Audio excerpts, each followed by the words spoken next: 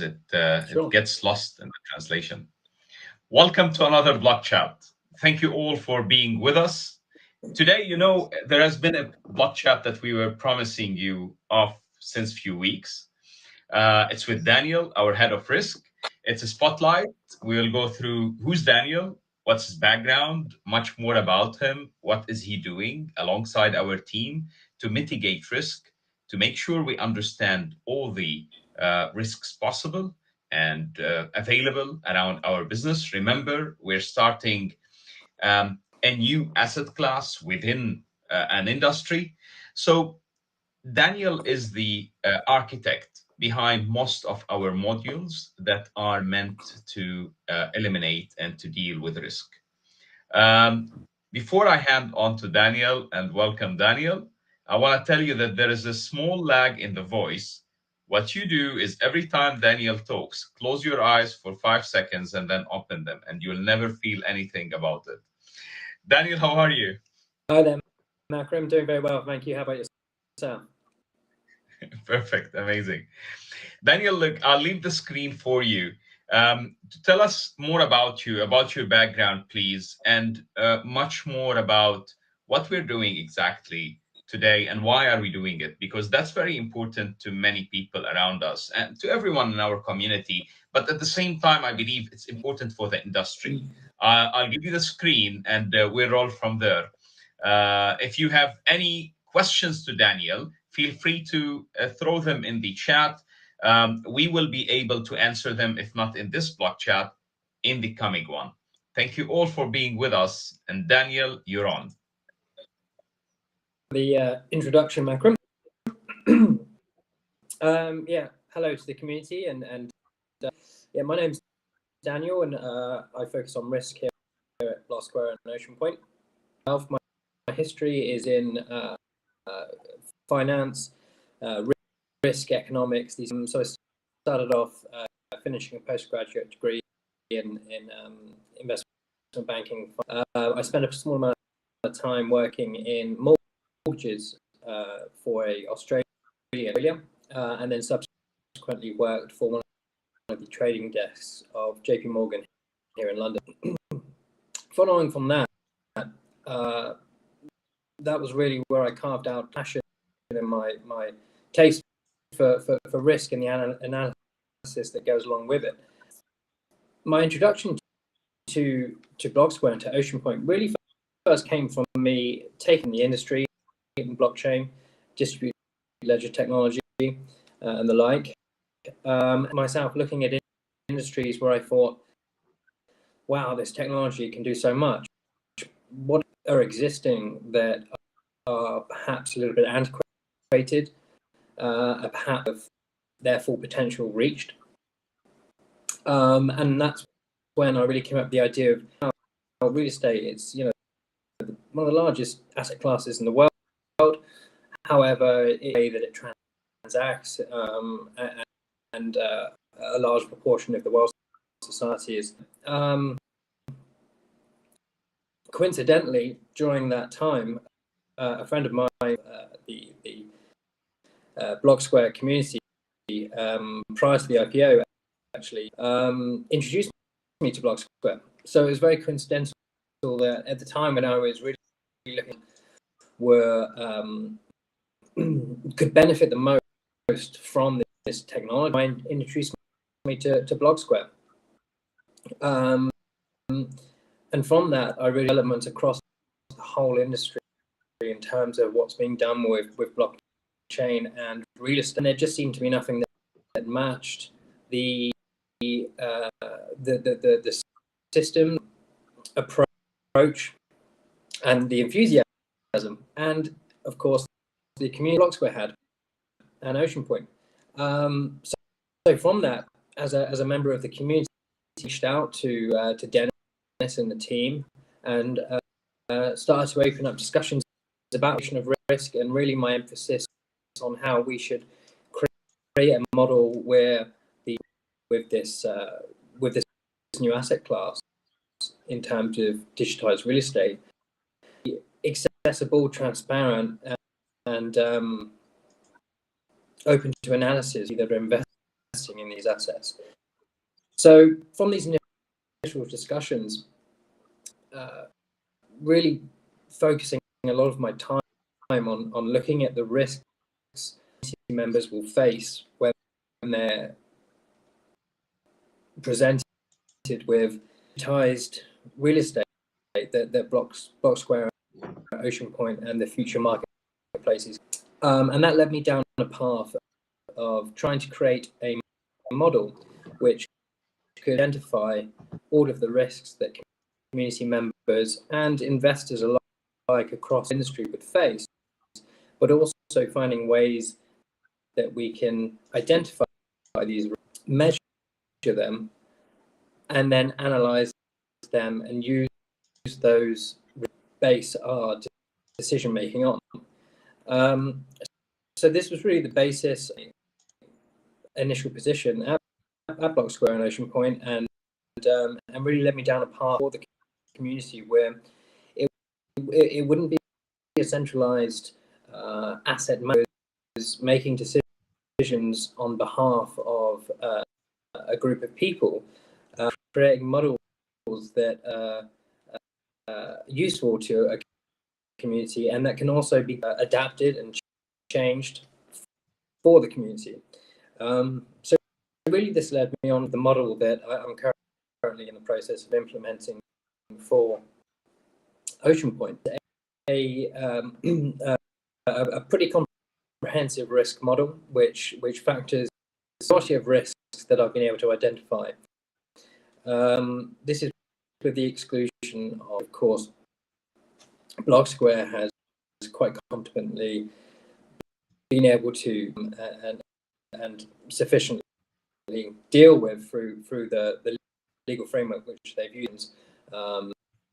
So with the exclusion of the legal risks that are faced in actions, what I've really looked at is how can we take the risks that are measure them and manage them. So the model that I came up with starts off with broad risk categories. Those are asset risk, portfolio risk. Now, the lion's share of risks, of course, fall within the asset risk. This is where we see everything: property depreciation to tenancy agreements, to economic health, all the way down to regional economic health. Secondly, we have portfolio composition risk. Now, this is a risk which, of course, may fall second to asset risk in terms of analysis, but is really quite important to potentially start to group fractionalize real estate ownership into a pool, which is a potential route that, of course, Oceanpoint is looking to go down. Does Oceanpoint take on ownership of real estate, but also group it into a pool? Now, when you of the asset and the overall risk of the investment change dramatically, and it requires the implication to look at risk in a slightly different way and look at how the characteristics of each property between them and how we can potentially offset certain risks from one property, inclusion of another. So that's really what takes up the second risk category. And then third party risk, which when you're dealing with real life assets, because the reality is that on the ground, what you've got is dealing with the everyday in and outs of property management, from cleaning the toilet after residents vacate and new residents come in, the management of tenancy agreements. All of this is really crucial to the revenue-bearing component, albeit digitized. So this is very much an area of risk zone category, and there needs to be process in order to correctly manage third-party risk. So that's one category. As I mentioned before, of course, the first category, asset risk, is really where you see the bulk of the risk management process, due to the fact that when we transfer the value of real estate blockchain, the risks involved in that property don't change. They're still very much valid, and it's the responsibility to understand these risks, be able to measure them, and then know them. So this is where you see the risks related to a specific property. The model that I'm currently creating for Oceanpoint, and hopefully a model that's standard setting framework across real estate,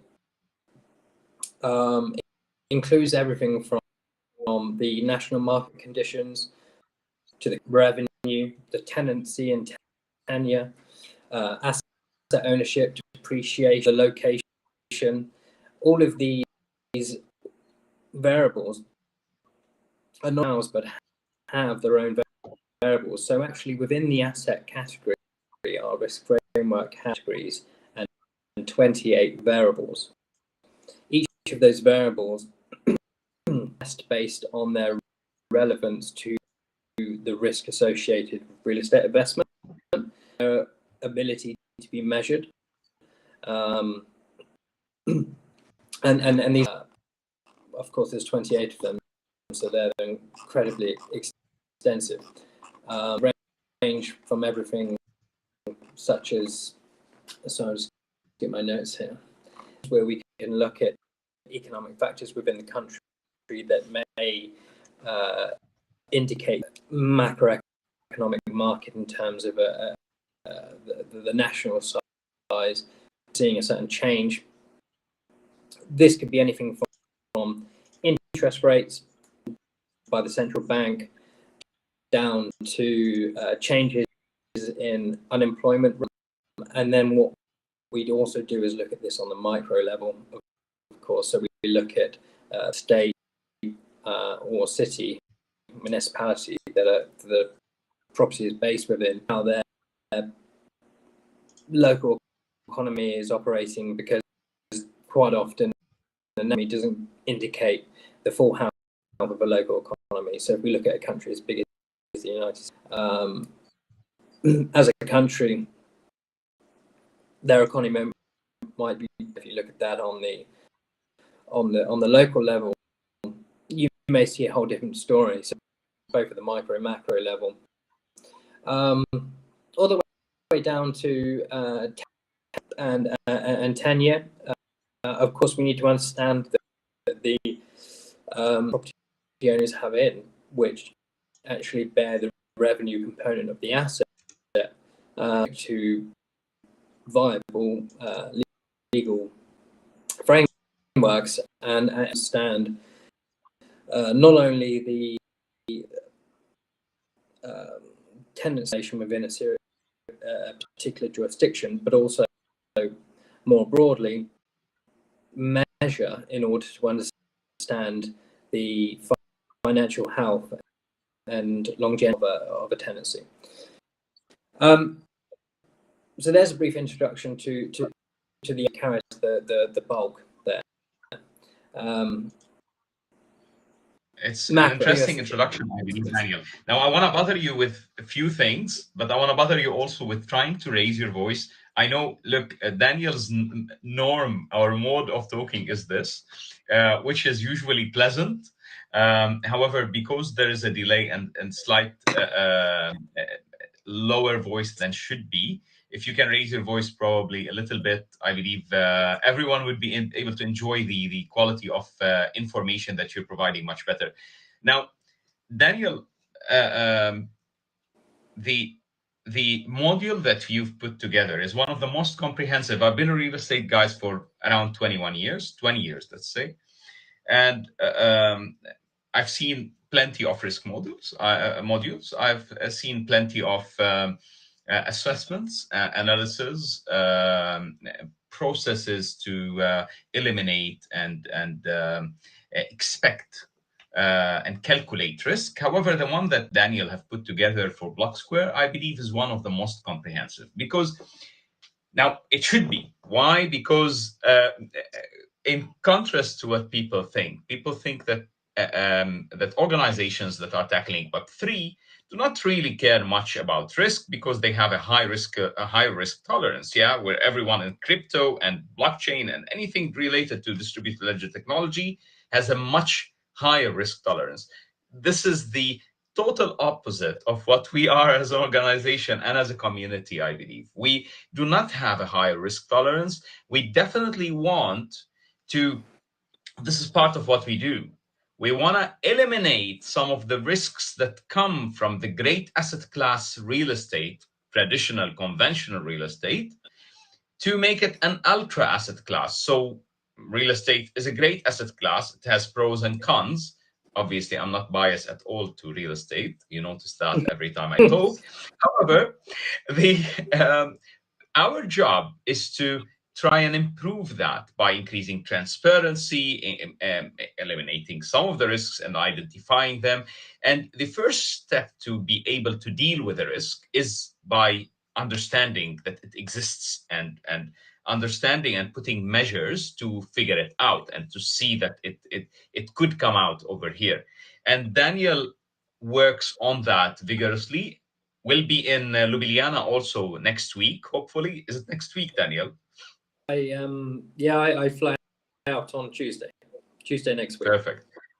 To work on moduling that and much more with the team, and that's very important to us. Now, Daniel, my question to you is the following: for anyone who's listening to us today, who wants to look at real estate, and um, and again, the what we follow up with on this question is, why should we and how do we have to identify risks in a broader and more meticulous manner as well at the same time. At the same time, why do we have within what we're doing a more tendency to have risks? Because of the regions that we cover, it's much easier to be local. Yeah, and real estate generally is understood local. However, can you give us some points that anyone who's listening to us today, investing in real estate and owns a property, on 10 properties, owns commercial or residential, what are the points that they need to look at so that they can approach the way you look at risks and an asset class as much as possible? Yeah, sure, for you, Makram. So, first of all, just going back to your initial in terms of risk, I'm not here to simply tick boxes that we've provided people with adequate information, adequate system in terms of risk. My job here is to help people are able to assess their risk to an investment. Technology, I believe, we're not only opening the door to frictionless function, but we're also opening the door to the ability for people to take hold of the investment process for which they go through. It involves them having access to information and the assessment of risk. Yeah, that would be my answer to your first point.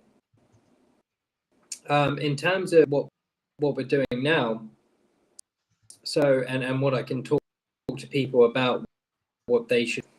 My experience comes from finance risk and very much with private side in investment management. So made a large proportion of my academic and work experience.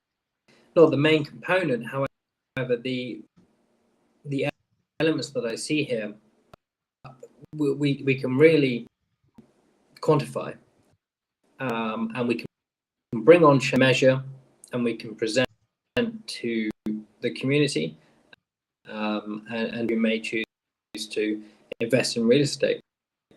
So in terms of who are real estate investors in general, well, first and foremost is in Blocksquare, in Oceanpoint, because that's where you're going to see the future of real estate. But really, I think it's about different risks, categorizing them, the ability to provide subcategories for them, and then the subsequent risk. Measurement techniques for different risks vary, of course. So how you may measure the risks associated with a tenancy agreement that you may measure for the extent of capital expense, or perhaps the location, of course, vary, and what you require. And for an individual real estate investor, what I would suggest, first, putting down a minimum requirement in terms of the boxes of how can you obtain data on these. Do you have the ability to measure them? And then do you have the ability, an overriding decision based on the equal contributing categories? So the work that we're trying to do here at Blocksquare and Oceanpoint is risk variables for the property, and put them through a processing model, and produce on the other end a result.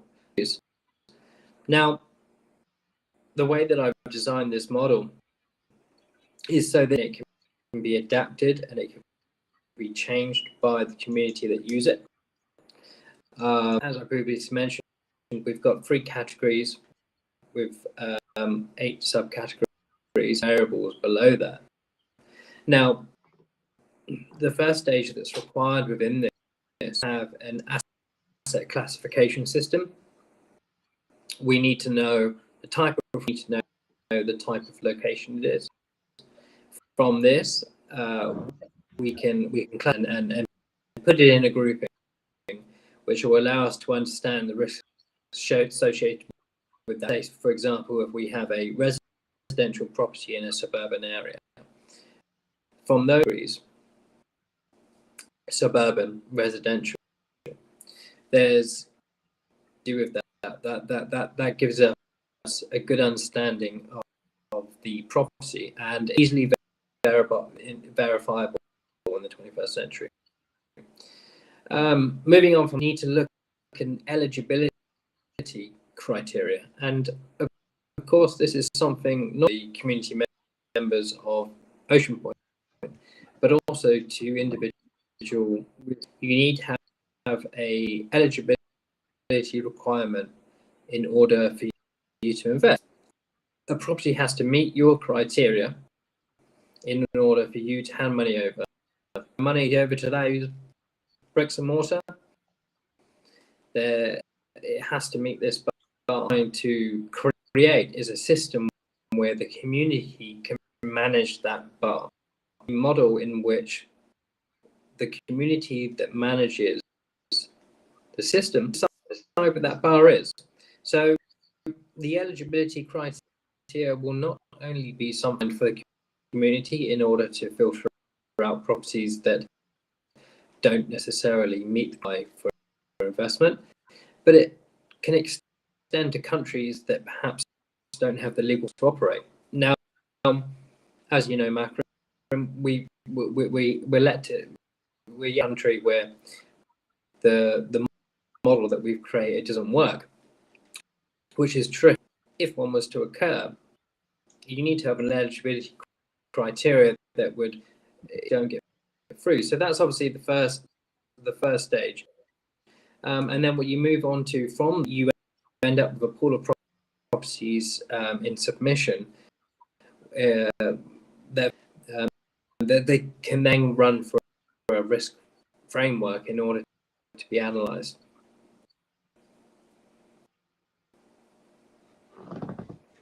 Okay. Daniel, I have a question for you here. Are you hearing me? Yeah, I can hear you, yeah. Okay. I have a question for you here that I'm sure would help many people who are looking at risk and are looking at property in general. Um, would we be able, over the coming few weeks, to share on our social media, with the support of Julia, our CMO, some differences between the ways of looking at risk or ways of looking at property while understanding risks, and why should we look at property and at elements? You've mentioned here dimensions of the property that we should look at.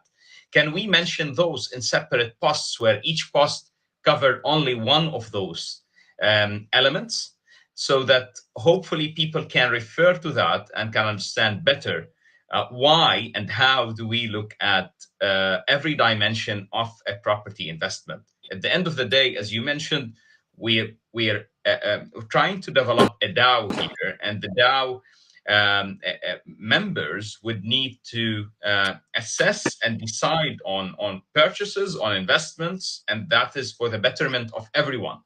And thus the models are very important for that. Can we do that? Can we take that as a commitment over the coming few weeks? Yeah, I mean, absolutely, Makram. You can sign me up now. Done. Yeah, I'd first like to say, and right, yeah, so out of the comment. I'd first like to say that really what I see my job as is not in trying to decide how people's money is managed. The role is we have a new asset class where we have a digital kind of recognition of real estate value. There are loads of risks that come with real estate. If you're on one hemisphere and you're investing in the other, how are your risks related to the property you're investing in Dubai if you're based in Australia? And that's not to say that you shouldn't have the right to do so and that you shouldn't benefit from taking it. But the real fundamental question there lies in your data and analytics. And I feel like my role here is to ensure who decide to invest in real estate have the available resources to them to make educated. From that, that's really where the model was based. The individual components, how we decided them, and how we can keep the members of the community. I mean, that's something that can be done quite easily. The initial report which I provided provide the overview of the different attributes to the risk of an asset. So that's really what we're looking at. If we exclude the legal the legal department of Blocksquare, Can I define, then what we're left with. Sorry, can I say that you define today your task as a head of risk at Blocksquare, the white label solution and infrastructure solution that is supporting or assisting the world to tokenize real estate, in other words, liquefy real estate, in other words, make real estate more transparent, and can I say that you define your task today as one, identifying and describing new sets of risk that can represent the new asset class and can be seen in the new asset class we're tackling. One, Two is differentiating between the asset class we know as well as the the new asset class, which I call real estate 6.0. Three, um, identifying and helping people identify those risks, regardless of the region they live in and the knowledge of the exact market they live in, based on scientific elements and dimensions. And thus, what your job is to set the standards, definitely along many others in our industry who are trying to work for the same goal, set the standards for how to look and work with risk, because this is what we do. Yeah, we can't eliminate risk totally, we need to work with it. Set the standards for the risk and how to work with risk when it comes to the new asset class, real estate 6.0. Am I right to say that this is how you define your role today? Yeah, I would say broadly, you're right on the money there. I would firstly say eliminate risk, because that's where you make money, right? If carried the same risk as government bonds, there wouldn't be a premium on it where you live. You know, as an investor, you live in the risk. Key questions are: do I know the risks? Can I measure them? And really, that's where I fall.